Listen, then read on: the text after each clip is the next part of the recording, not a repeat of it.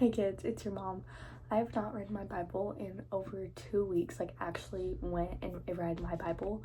So today I'm going back and I'm reading my Bible because I desperately need God and I just really need to get back in my word because I've just been feeling so off without reading my Bible, and my faith has been like that without reading my Bible. And I want to get back to the place I was where I was on fire for God. I was talking about him all the time. I still hear from God and hear what he says, but I just haven't been listening at all because I'm so not of the world, but I haven't been living in the spirit. Instead, I've been living more in the flesh, and I need to get back to God. So today I'm going to be reading my Bible. It is currently, let me check. It is currently 5:24, and I'm going to be listening to gospel music as I try and take some notes in my Bible. Like, you can literally see all these sticky notes right here are either notes in my Bible or something about the Bible that I want to get highlighted. I don't know how long I'm going to be in my Bible, but I need to at least be in it for 30 minutes minimum. Who knows, I could be in it for a couple hours, I could be in it for an hour, I could be in it for 30 minutes. We'll just see what the Lord allows. I would really like to be in it for a couple hours, but that's if the Lord allows and for me to not be distracted. I'm going to start with doing my prayer and then get into this Bible study.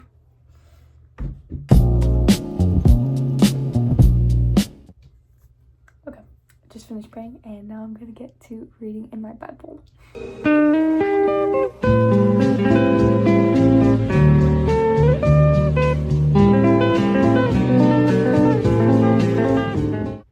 I've had so many distractions before I could even open up my Bible, but I just asked God what book of the Bible I should read, and he said Leviticus, and I remember the last time I read Leviticus, I got really bored and didn't want to read it, but it is currently 5:13, and I'm going to start reading Leviticus.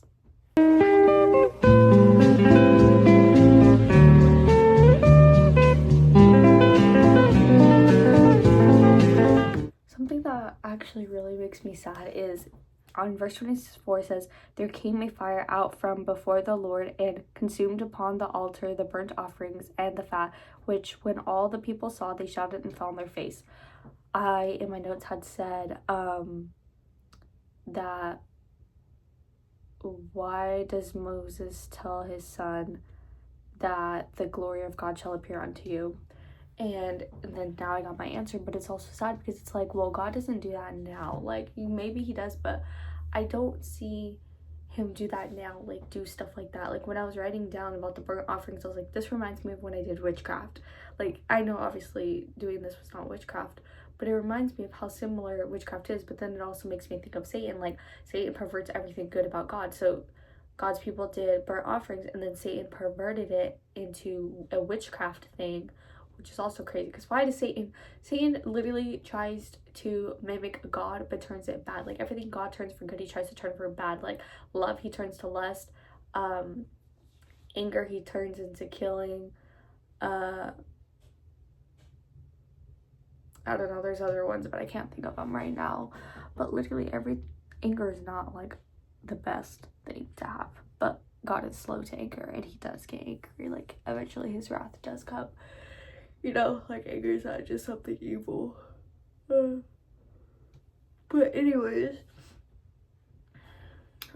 like, it's sad because I don't get to see God do that for me in my daily life. Like, yeah, I can hear from God sometimes, you know, in my head and stuff, even though my mom may think, Natalie, you're schizophrenic because you can hear from God. Like, no, just because it is not like a voice I hear in my head. It's like a thought that is a good thought. It's not bad. None of my thoughts that I ever know are of God, because God says that the sheep know his voice and I know his voice. And every time I feel that it's God, it's always a good thing. It's never been a bad thing. Every time it's a bad thing, I know it's not of God. I know that's not God, but it's a bad thing, and I know it's not of me. You know? But yeah, I was like, dang, why can't God do that for me? Why can't he just start my fire in my fireplace? Like, the other day we couldn't start our fire, and I was like, maybe I should have prayed about it. Who knows?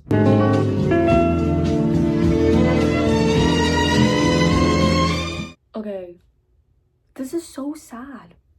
Nadab and Abihu literally were told by Aaron and their dad, hey, don't do this. And it says that the sons put incense and offered strange fire before the Lord. What is strange fire? Because strange fire, when they're talking about like don't go to that strange woman or whatever, it's usually someone in witchcraft or someone, you know, from demonic or something not of God. So it's like strange fire. I was like, was this fire that was they made and then put in, or was this fire something like witchcrafty and then they put in? And when they did, a fire came out from the Lord, which probably came out from the burnt offerings, and it devoured them, and they died before the Lord.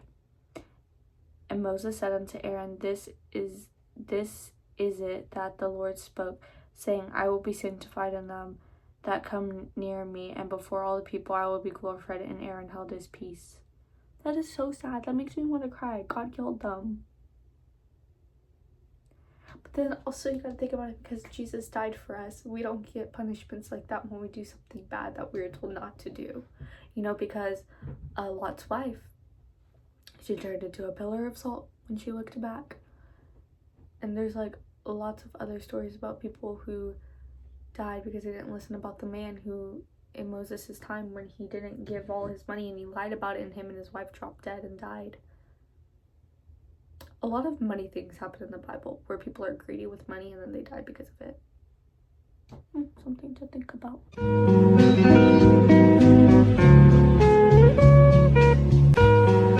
Okay, so this kind of makes sense. I know I keep talking about whatever. This is just stuff I'm learning.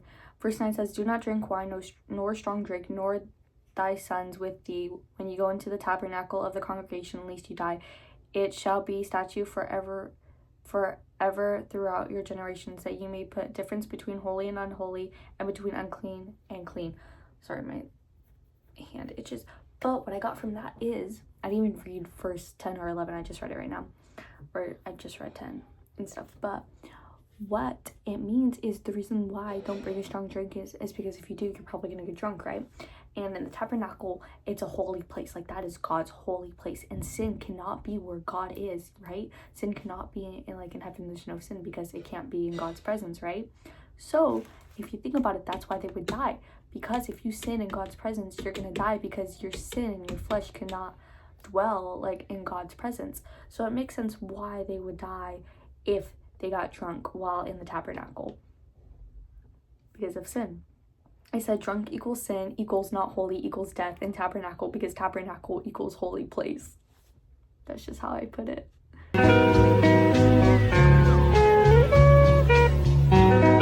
Real quick, it's kind of cool how in chapter 11, the first verse says, And the Lord spoke unto Moses and to Aaron. That would be so cool if I had a kid and the Lord was able to speak to both of us at the same time, and we'd be able to intercede and understand what the Lord is saying at the same time. Like, that is so cool. That is so cool.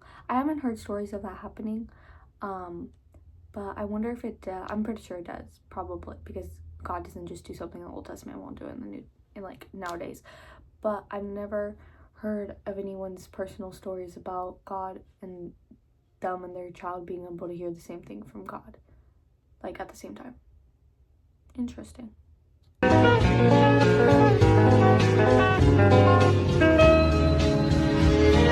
I found it cool how God said that we can eat grasshoppers. He says, Yet these may ye eat of every flying creeping thing that goeth upon all four, which have legs above their feet to leap withal upon the earth. And he says we can eat locusts, which we don't really see locusts where I live. I'm pretty sure locusts are hibernating, aren't they? The things from Moses' time, they only come out every 4,000 years or something. We can have any beetle after its kind, and we can have grasshoppers.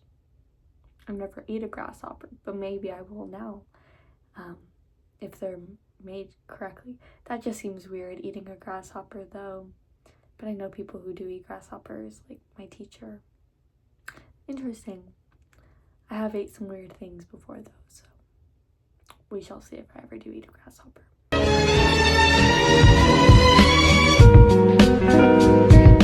I love God, but sometimes how women are like told in the Bible, sometimes it rubs me the wrong way, or I just really don't understand what it's saying, so I'll cry or get attacked. It's like, why are you talking about men a certain way and then women this way? Because like right here it says, if a woman gives birth, she is unclean for 7 days, and on the 8th day the guy has to get his foreskin removed, right? And then she shall continue in the blood of her purifying 3 and 30 days. But if she has a maid child, why can't they say female? Did they not have the word female? Did they not have the word woman? There's no such thing as a girl? Because they said, if a woman have conceived, seen, and born a man, why couldn't they have said, and born a woman? Like, why does a girl have to be a maid? Like, that's just, it rubs me the wrong way. Because it's like, you call a guy a man, but you can't even call a woman or a female. But Jesus said woman in the New Testament, so was woman not in the Old Testament? Like, not a thing in the Old Testament? I don't know.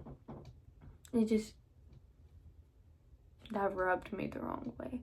And then it says she'll be unclean for 2 weeks. How come for a guy it's only 8 days you'll be unclean, but for a girl it's 2 weeks? What is that for? And she has to purify for 66 days. I don't know how many days that is, but that sounds like more days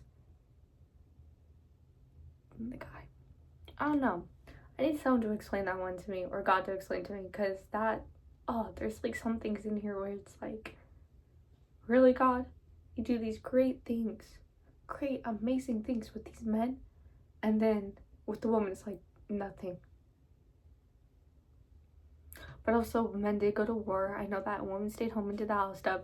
And you can say there's Judges, there's Proverbs, woman, there's Esther, but it's like, we don't really hear anything other than that. Like, that's publicly, like, talked about a lot. I don't know how I feel about that. Being called maid. Like, when you're little in the Old Testament. But also, I know their sayings were different, but still.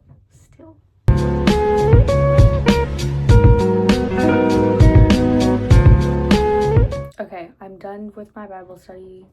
It is 6:06 p.m. I was thinking about it, talking to God a little bit about it, and maid, I feel like he told me maid could be short for maiden. You know how they're like, oh, fair maiden. So yeah, because as I read down, it said for a son or for a daughter, or for a male or a female. So I'm thinking when they say maid, it's for maiden. I hope it's for maiden. Like, oh, fair maiden, like you're fair female. Other than maid, like I'm scrubbing the dishes, I'm mopping the floor maid. But yeah, I'm done with my Bible study for today. I feel refreshed, sort of. Like, yes, I feel refreshed, I feel peaceful. And I'm glad it's done, the Bible study, but I also feel like the story was not as interesting as I thought it was going to be, which is not bad. Like, not every time you read the Bible it's going to be fun and stuff, but do I think God revealed anything to me? He showed me what animals we shouldn't eat and should eat, which I thought was cool. He showed me that whole unclean things can't be in holy places, and that when women had babies back in the day, they had different days of being unclean, which is really weird. I don't know why that is. Yeah, that's pretty much it for today's video. I hope you guys enjoyed. I need to read my Bible more in the future, so maybe I'll make another video like this where I just time-lapse me reading the Bible and I tell you guys what I learn and read. So thank you, kids. Hopefully my future kids are watching this. Thank you, future kids, for watching this video about your mother. I hope you guys have a blessed day, and until next time, bye.